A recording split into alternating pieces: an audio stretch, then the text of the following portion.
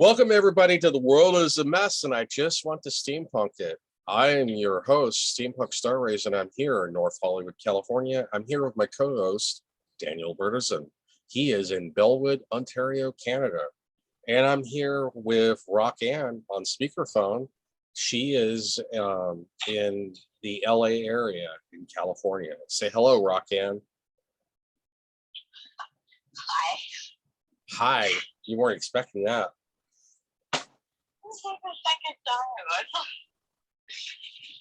Anyway, so the first thing I wanted to talk about was I was having computer issues, and it's because this damn thing right here. This is a Kingston A2000. It was a pretty good SSD while it lasted. These have 5-year warranty, so I'm going to have to probably do an RMA. I got to try to do data recovery with a USB drive.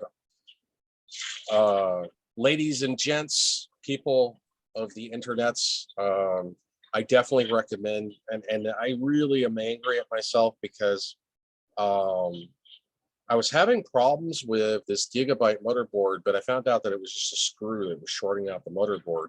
And I tried to transfer my Nvme. I switched out my motherboard, gutted my computer, and rebuilt it. And this Nvme didn't survive the transfer because I know Nvme drives non-volatile memory express is what this stands for. They're very, very fragile, you know, because if you understand how NVMe works, it's just basically an arrangement of electrons. And that electric charge can die and your data can become corrupted. I thought it was because I had TPM 2.0 enabled, but I actually remounted it to my old motherboard and booted up my old motherboard, and it would heat up. So I think this is totally out of commission. The thing that sucks is that that was part of the reason why I was having computer issues. I lost all my backed up podcasts, although I'll have to download them off of YouTube. And I've got them on Anchor. They got the audio version on Anchor, and I've got the video version on YouTube. So I should probably download them, you know, in case YouTube decides to ban me or whatever. They have a bad habit with the algorithm to just randomly ban people these days. But or just whatever reason. It's always good to have everything backed up. You should always have a hard drive, not just an NVMe drive. Having an SSD, this is a type of SSD. Looks like a RAM stick. It's very similar technology, but this holds an electric charge so that it doesn't lose power when the power is turned off. And it's supposed to store your data, but it's always better and more reliable to back up your data to a mechanical hard drive. So this has a 5-year warranty. So I want to open up an RMA with Kingston, but wanted to talk about a little tech stuff initially, technical problems. And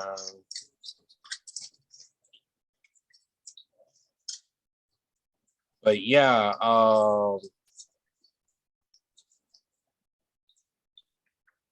so getting all that jazz out of the way, how's it going, Daniel? You look like you definitely cleaned up. You got a haircut. Yeah, and I feel better. You know, my parents are going to be back in like 4 days. They're going to be in Florida until the 10th. So that's awesome. That gives you some alone time. That's why normally you can't do a podcast at 11:30 at night on April the 6th, 2022. Mm-hmm. I didn't actually mention the date, but now I have, and I will mention the date again at the end of the podcast video version, also on YouTube. But you sent me a couple pictures of you eating food. What was that all about? Yeah, today, or yesterday, I went to Swish LA, and I ate inside, and it's really good. I got a quarter chicken dinner, and yeah, it was really good. How did you get there? Oh, my brother took me. Oh, okay. So he's the one that took pictures of you eating. Yeah. And then the day before, I went to Boston Pizza. My God, they have really, really expensive prices. Like for a small pizza, it's like $20, $22. Sounds good. I mean, yeah. So what's the name of the restaurant you said again? Well, the one I got to a couple days ago was Boston Pizza. And the one I No, went to the yesterday one was that you Swish sent me LA. pictures on, the Oh yeah, Swish LA. Swish LA. Yeah. Okay, so it's LA themed food. Well, no, it's Swish. It's Chalet. Chalet with C. It's what? Wait. I'll probably spell it. You said Swish LA, Wait. like Swish. the letters L and A, right? Swish LA. Yeah. Actually, I don't know how to spell it, man. Oh man, Swish. I gotta copy and paste it on. Hmm. Um,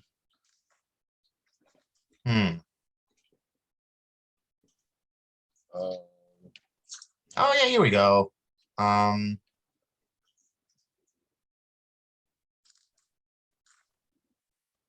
Oh, you don't. I guess you don't have those in America, right? no, I'm in America, man. You're in Canada. You're in a totally different country. You have different restaurants, different culture, different form of government. Your social services are different. You can't expect me to relate to something I've never heard of that restaurant. Not common, not a common restaurant. I gave you the name on your Skype. Oh, it's a French name. Yeah. Chalet. Oh, I thought you said LA. Okay, so Chalet. So it's a French name. Mhm. What kind of food does this place have? They got chicken, fries, gravy, mashed potatoes. Really good stuff. It sounds delicious. Sounds kind of like Denny's. Yeah. So they have they have like a chain of them in Canada? Yeah, definitely. Okay, did you hear about that, Ann? That they got a chain of restaurants in Canada called Swish Calais. Hell yeah, I heard you say that, yeah. Okay. What do you think, Ann? I don't know what to think. I've never tried it. You sound distracted. What are you doing, Ann? I'm not distracted. I just don't know what to think of it because I've never tried the food or anything, and I haven't looked it up. I mean, you said LA style. I mean, Well, I thought it was, but the way he was pronouncing it, I thought he was saying Swish LA, but it's Swish Calais or Chalet. It's a French name. oh, it's a fresh restaurant. Yeah, Swiss. I guess it's That makes Fre- sense because there's it's a lot French of, I or heard there's a lot of Swish. French It's culture. Swiss French. It's Swish Chalet. CHALET. So it's a French name. So it must be it's a Swiss restaurant with a French theme, I guess. Because they speak like French, Italian, It German, sounds English. interesting, but I mean, I don't know what to think because I've never been there. I never tried the food. I don't even know what the food looks like. I mean, like, I have no idea. He showed me a picture. It looks kind of like a Denny's. Okay. Yeah, if I ever go to Canada again, I will definitely check it out. Yeah, it's really good. But the thing is, oh my God, my brother wouldn't pay for my part, so I had to pay for it myself. It was like $20+, and I'm like, oh, that's $20+. Yeah, that sounds like Denny's. Typically, you go to Denny's, you spend about $20 per person. It's expensive. Mm-hmm. So what else is on your mind, Daniel? Well, yeah, for the last couple of days, I've been watching a bunch of Star Trek marathons, and I've been marathoning them. I think they're pretty cool, but I can't wait for this new episode coming. Yeah, so like Star Trek Picard. every Thursday, right? Every Thursday we get a new episode. Well, I mean, with Star Trek Picard, it's kind of meandering and not making much sense. I'm hoping the plot threads will tie themselves up. And the Borg Queen doesn't seem like the regular Borg Queen. It's like, why wouldn't she assimilate the police officer instead of just kidnapping him? And if she has control of the ship and she's able to mean, there was contradictions in that episode because I thought they had the ship was cloaked. Mhm. But if the ship isn't cloaked, then how did the cop find it? I guess maybe the queen uncloaked the ship to let the cop in, but why wouldn't she just assimilate the cop and let the cop become part of her collective? It made Exactly. no That's what I sense to said. me. I was like, oh, she's calling a cop so that she can assimilate him, and then he can like tend to her or something. Yeah, Help it her made no escape. sense, and you know, plus the Borg have nanobots, so they could just, like literally uh infect the ship with nanobots and Borg technology. It should be really easy for her to take over the ship, and she was controlling the ship in order for them to time travel to the past. And I don't know, it's just it doesn't really make much sense. I Unless you don't want to like that say they this. recast Whoopi Goldberg as a younger Mhm. Guinan. That it just the actress just wasn't. She didn't really seem like Guinan, and so there's issues with Star Trek Picard. I hope they get resolved before the end of the season. Mhm. Um, I am looking forward to Strange New Worlds because I like that actor who plays Captain Pike. What's the dude's name? Anson Mount. Anson Mount. He's a good actor. Even though he's a good actor, he couldn't save Star Trek Discovery. I still think that sucks. But I Mm. heard that they're going to be canceling Discovery after season 5, so we shall see. Mhm. And yeah, Picard's been a mixed bag. There's been some good episodes, and then some episodes that didn't make any sense. So yeah, I am looking forward to finding out what happened to Q, why he lost his powers. I'm assuming that because Q maybe affected changes in the past in the timeline that Mhm. may have affected the Q continuum in the future. Because with the Q having godlike powers, um, they could time travel. They could technically be from the future, but also be in the past. Because once you time Mhm. travel, everything becomes non-linear from your perspective as a time traveler. So it is possible that the changes in the timeline that Q did maybe prevented the continuum from forming, which means that maybe the Q continuum has a connection with Earth. Mhm. Which and that's actually a very interesting idea. Yeah, yeah. It kind of makes you think that maybe Q are like future humans, from the future. Yeah, That's a that's what theory I'm out there. thinking. I'm thinking that maybe the Q, the reason why they have such a fascination with Picard and humanity is because that's their past selves, and they're helping their past selves to evolve. And maybe, Q traveling to the past to the 21st century and changing the timeline may have affected the history of the Q to where they don't exist anymore, and that's why he's stranded in the past without his powers. So I Mhm. don't know. Hopefully, time will tell. Did you see the teaser trailer for season 3 of Picard? Oh, it was really good, wasn't it? Yeah, they're bringing back all the original cast, including Geordi. So that's what everybody wanted. They wanted the next generation reunion. I heard that season 3 is going to be the last season of Picard, but Hmm. I mean, Patrick Stewart, he's like 80, 81 years old. He's getting up in age. He's getting close to retirement. Hmm. What what was that message you sent me? And okay, I'm eating a chicken. I'm eating a piece of chicken, and I wrote steampunk. Wow, I'm a big pig now. Is that a song from a commercial? Yeah. I don't I think you're modifying the song.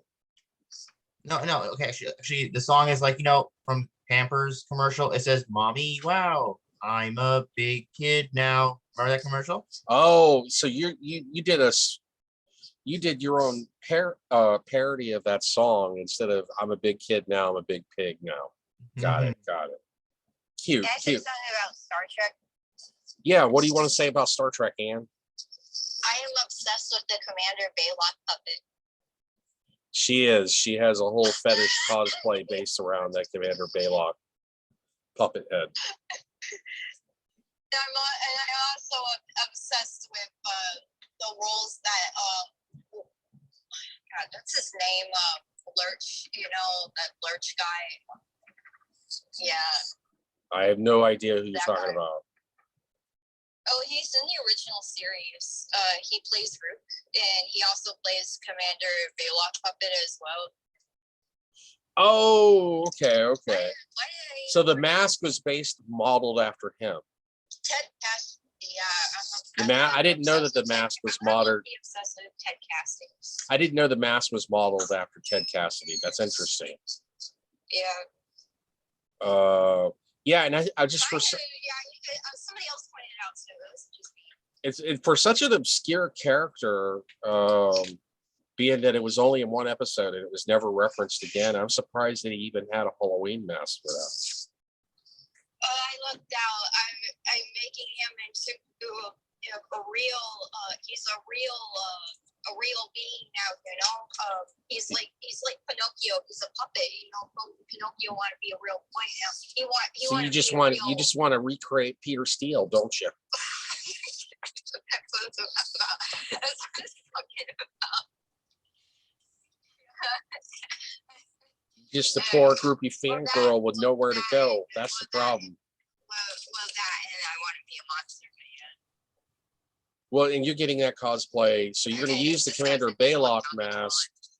You're going to use the Commander Baylock mask to make your 8-foot beast cosplay for upcoming Anime Expo. Yeah, I'm spending like a lot of money on it. Like shit, it's a big obsession. Yeah, it's a lot of work. Yeah, I'm hoping that it gets me some more attention on the internet, and I'm just gonna openly admit that. Because like I'm right on the cusp of like having 2,000 followers on the account that I have dedicated to the character. Maybe that will help. But I mean, I'm doing it because I want to, because I'm passionate about it. But I know at conventions it's definitely gonna be a looker at like conventions and stuff like that. Yeah, it's gonna be pretty freaking impressive.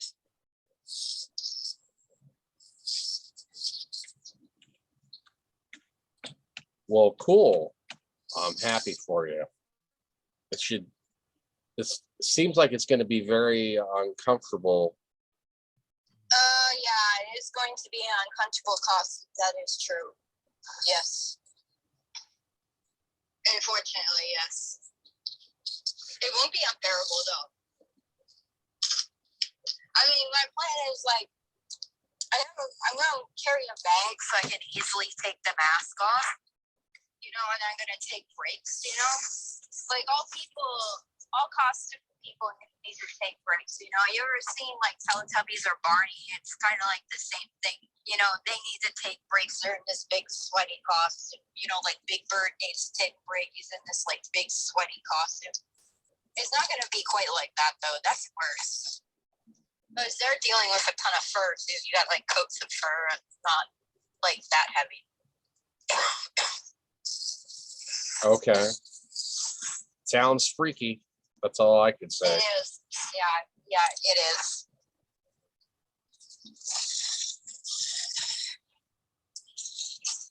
So we got about 10 minutes left. Anything else on your mind for these last 10 minutes, Daniel? Oh my God, I am so happy. I'm so excited for, so today is Sunday, April 7th, 2022. We got a new episode of Star Trek Picard. And well, it's April 7th your time because you're on Eastern time, but it's still April the 6th my time because really? I'm in the past, you're in the future. Mm-hmm. That's how the internet works. You can actually time travel, but only in time zones, not in reality. Because you're on Eastern time. I want to use my virtual reality headset to make it feel like I'm time travel. You want to time travel? Okay. Time travel on my VR headset. Well, you want to time travel to 2010? I don't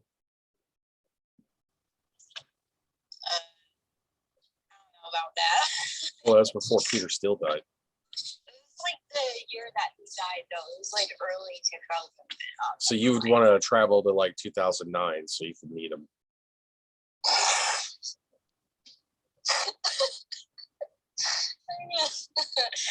Oh my gosh. You're such a goofball, I am.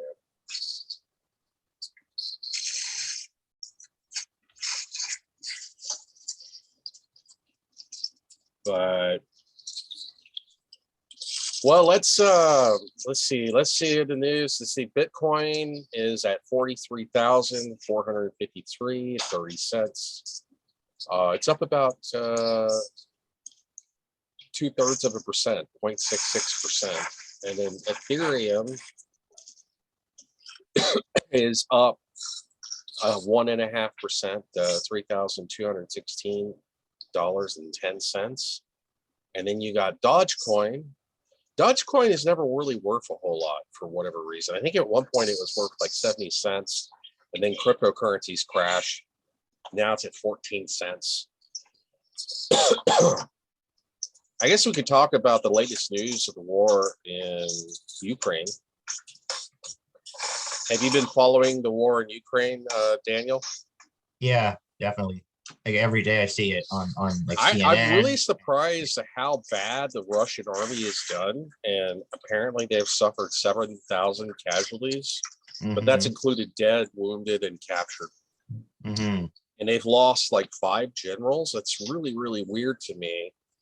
Apparently, one of the Russian generals was having problems communicating with the rest of the army, so he broke into a cell phone store and stole a Ukrainian cell phone, and they were able to track this Russian general barking out commands through the SIM card. And apparently, Ukrainian sniper sniped him and took him out. So you would think that the Russians would use traditional like walkie-talkies and radio equipment, and even old school, like my grandfather during World War II, before he joined Cannon Company, which was a self-propelled artillery company. He was in a signal corps, and he used to ride on a Cherokee motorcycle before the war, and send messages throughout the like battalion headquarters or regimental headquarters. And so, you know, if you have to in the military, I was just surprised that the Russians, they just seem to lack discipline and proper training, and they did really bad, and they fully pulled out of sieging Kiev, which has been a surprising victory for the Ukrainian army. Now they've been focusing most of their troops now on eastern Ukraine, and Putin seems like he's not going to back down anytime soon because he feels like he has nothing to lose. So we'll see. They seem to be killing way more civilians now.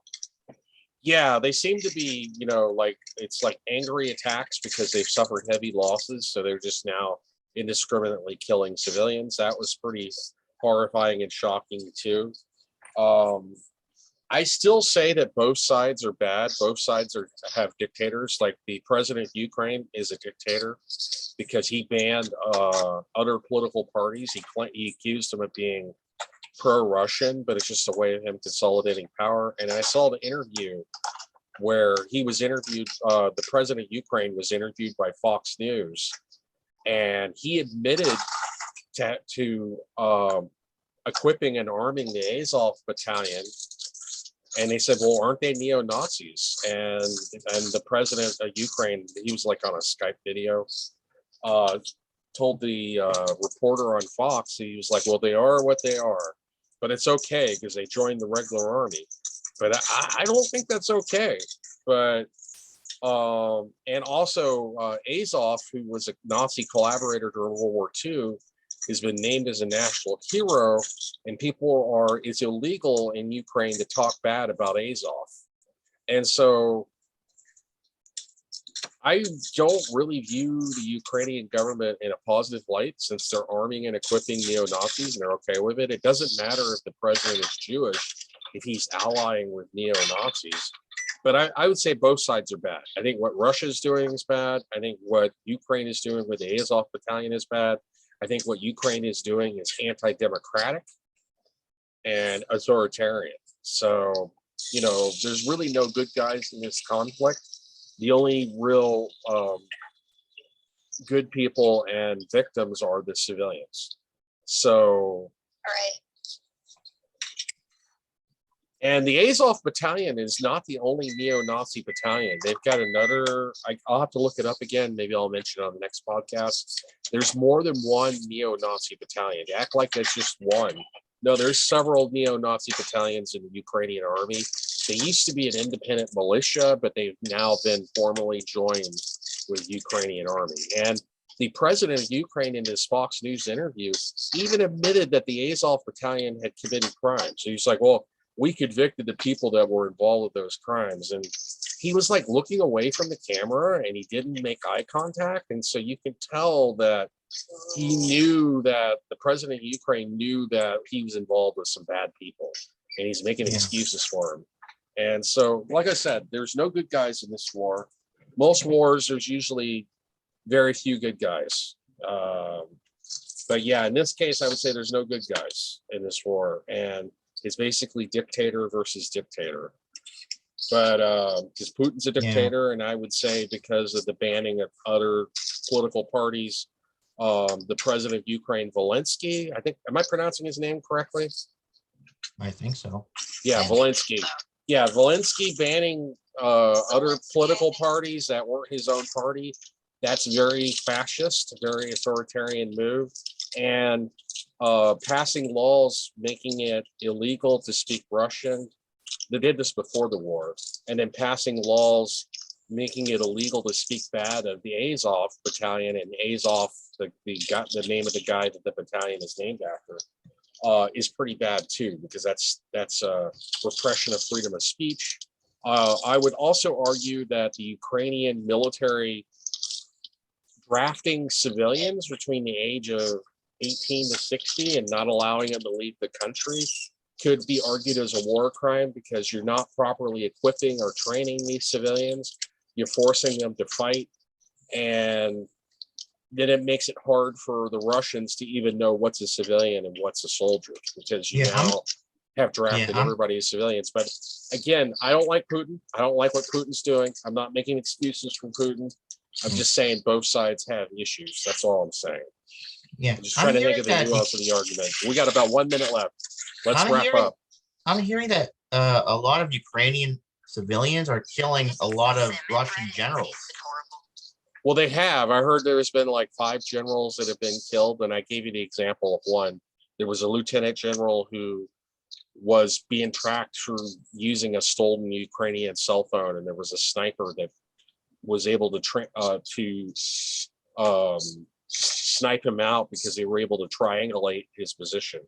And I just thought that was really dumb on that part of that Russian general. It's just like, why would you use a cell phone? Usually in military operations, you use signal corps troops where you send messengers or you use walkie-talkies. Now, I know that when you're commanding an army of hundreds of thousands of troops, walkie-talkies and radio communication can sometimes be confusing and chaotic, but you have, that's why you have a good signal corps. And if you have to, send messengers on a motorbike or send messengers on a truck. But yeah, it was very disorganized. The Russians have done worse than expected. Let's hope this doesn't evolve into World War III. But we are out of time. Thank you, Daniel, for joining me. Thank you, Roxanne, for joining me. This has been The World is a Mess, and I just want to steampunk it. This is episode 57, April the 6th, 2022. And I'm your host, Steampunk Star Raisin, here in North Hollywood, California. And Daniel Berterson is your co-host in Bellwood, Ontario, Canada. You have a nice day, and I will see you 25 billion years of will.